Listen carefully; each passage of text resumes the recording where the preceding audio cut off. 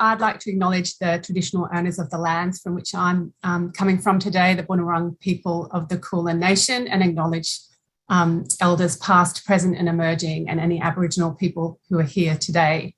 So this is a beautiful view of Melbourne, which is, really coming back to life now after a lot of lockdowns. And I'm speaking as the president of the Australian New Zealand Obesity Society.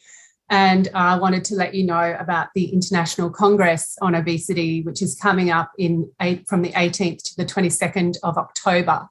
Currently, abstract submissions are open. They close on the 13th of April. This meeting was last held in 2006 in Australia. It was in Sydney, and I think anyone that was there at that party remembers it as one of the best conference dinners that they had ever been to. It was pretty spectacular. We won't be doing the same on the same scale this time, but there's going to be some fabulous speakers and it will be a fantastic way to come together.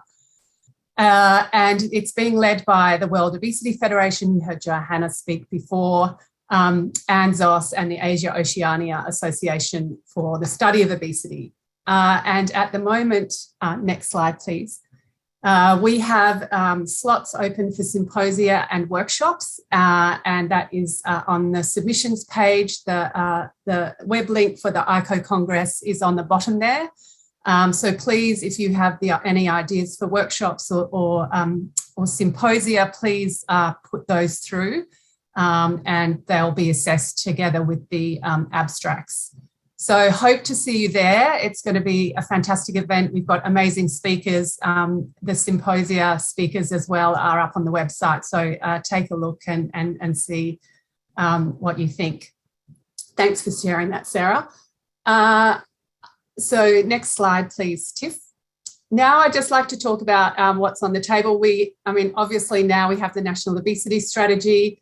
I really look forward to hearing from the parties at a national level in their election commitments, how they're going to implement this. And in the budget, hopefully there's some funding for some of the initiatives that have been announced.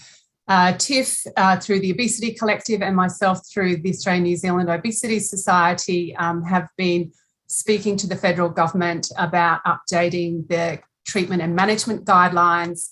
And we're hopeful that that will be announced, particularly seeing that the strategy very much reflects the kinds of guidelines and approaches that should sit in something like that. So that's something that we have been advocating for, and there's been some positive feedback. So we're hoping that that will come into play. There's currently a review of the Food Standards Australia-New Zealand Act, which governs food regulation in Australia. There is a proposal to elevate trade as an objective, and there's concerns by public health and consumer groups in Australia and New Zealand that this will diminish public health. So there's work going on around that. There's also an aspirations document. This year we'll have a consultation around added sugar labelling being on packaged foods. So that should include free sugars that are harmful to health. There's a proposal to look at energy labelling on alcohol products that is going forward. Alcohol is a huge contributor, the largest contributor of excess energy in Australians' diets. We have a review of the Australian Dietary Guidelines, including transparency around communications with that group, which is fascinating. So really strong conflict of interest. We have the federal election coming up, so opportunities for political parties to put their policies on the table, which would be fantastic. Not much to report so far.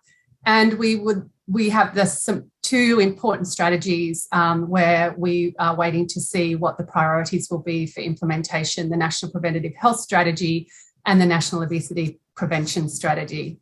Thank you very much for the opportunity, and there's a lot of work out there that would really be fabulous to present at ICO. So I look forward to seeing you there. Thank you.